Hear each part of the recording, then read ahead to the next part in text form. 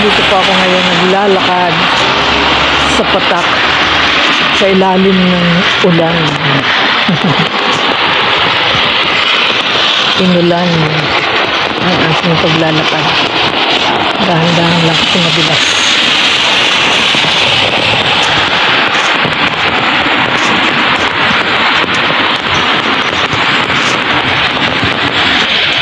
Nandito pala ako ngayon sa Broadview Gallia. Ganda naman ang halaman sa Broadview Gallia. Ayan.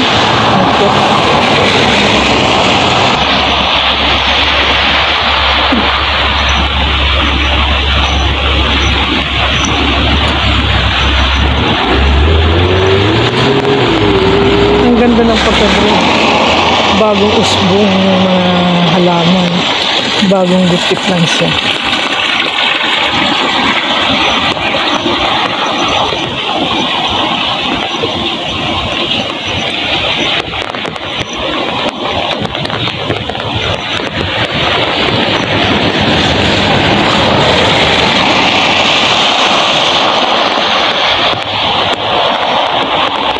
Ayan, bukas lang ulan.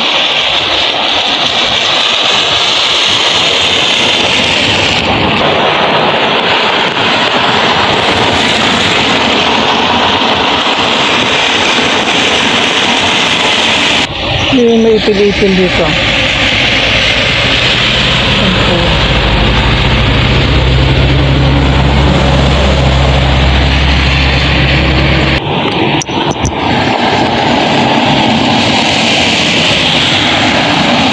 Ang ganda ng pagkadilaw ng bulaklak. Tapos yung iba, yung asin-asin. Alam niyo yung asin-asin. Ang ganda yung bulaklak nito.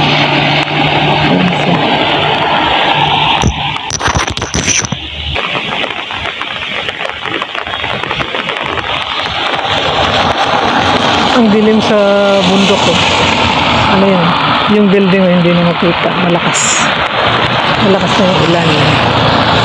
Pero andito lang ako naglalakad. Kayang-kaya pa nun. Huwag lang malakas ang hangin.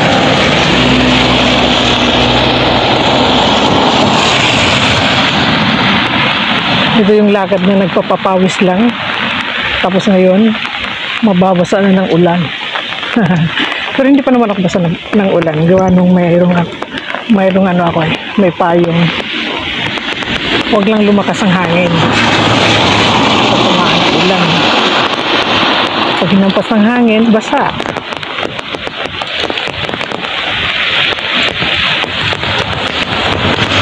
Wala naman siyang hangin.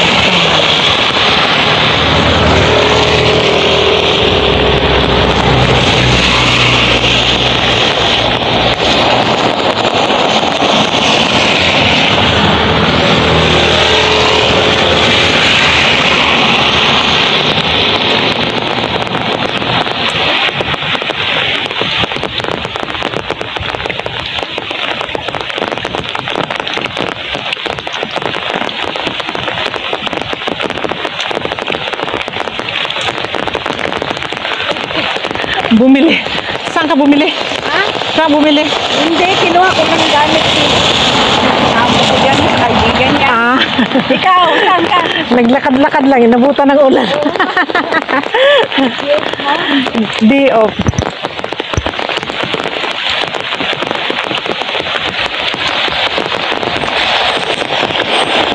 Kinuha lang pala niya yung kapirasong pinakuha ng amo niya. Ganyan kami dito. Kunin mo yan doon. Ganon.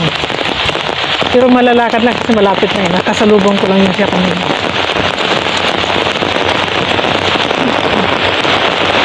Yun yung trabaho ng utusan. Anong utos ng amo? Ganun lang. Ganun tayong mahihirap. Sunod lang sa utos ng amo. Upang kumita ng pera. Ang masakit nga lang, kumita ka ng pera dito. Tapos yung pamilya mo sa Pilipinas, nagbuhay nagbuhay mayaman. Yung pasikat sa kapwa. Diba? Para bang nakakatuwa lang. Kasi danas ko na yan. Sa tagal ko dito. Masakit isipin na mabibiktima pa sa sarili ng pamilya. Pero wala lang. Binanggit ko lang yun. Pero tapos na ang lahat. Kahit na umiyak ka pa ng dugo, hindi na may babalik yung kahapon. Hindi na may babalik yung mga gusto mong mangyari. Kasi inabuso ka nila. Bakit mabait ka? Yun. Ang akala ko, aanuhan nila ako ng kabutihan yun pala. Tinulungan mo na sila. Tapos pagtalikod mo, malalaman mo sa kapwa, sinisiraan ka nila. Yun yung hindi ko matanggap. Yun yung ikaw na nagsakripisyo, ikaw pa yung masama. Ikaw yung nagtiis ng pagod, lungkot, hirap dito sa Hong Kong. Tapos malalaman mo, ikaw yung hindi maganda ang ugali. O diba? Kaya laban lang. Tayong mga nagtatrabaho para tumulong sa pamilya. Wala, sinayang nila yung ginawa mo. Imbis na magpasalamat sila sa'yo, pagsalitaan ka pa. Yun ang hindi ko matanggap. Yung imbis na mag-sorry sa'yo at yung magpasalamat sa'yo, hindi eh. Iba ang maririnig mo. Kaya okay lang. At least nalaman ko na ang lahat. Na hindi lahat ng oras sila na lang talaga ang tutukan. Bigyan din ng panahon ang sarili. Kaya ako ngayon,